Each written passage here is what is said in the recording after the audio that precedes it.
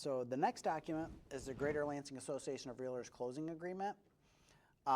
This is the document that gets filled out and is signed by both the sellers and the buyers at closing.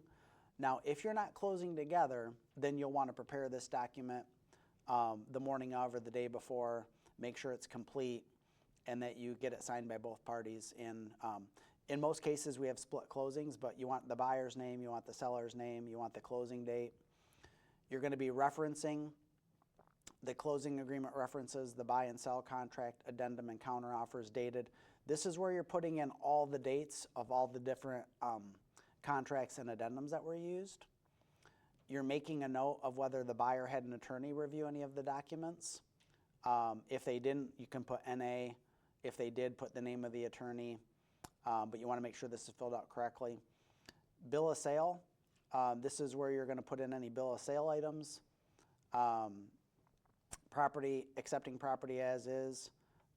If there's any exceptions to that, you're going to fill it in here. If the buyer had a home inspection done, you're going to put in the name of the inspector and mark whether it was a verbal or written report. Buy and sell resolution and release. Buyer and seller agree that all contingencies and buy-sell agreement addendums or counteroffers are now waived or have been resolved to their satisfaction, except if there's anything remaining, and that could be not applicable.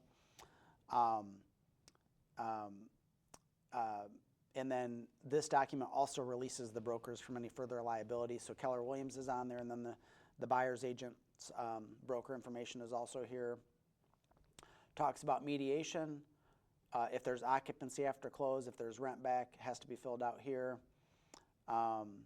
Also, you're going to put in here whether the final walkthrough was conducted, whether it was waived, or whether the buyer did it or didn't do it, and or if it was just flat out waived. So that goes on here as well.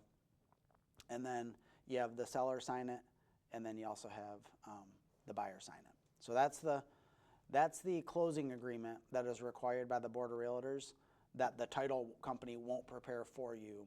That's your responsibility as agents to take care of that. That's it for that one.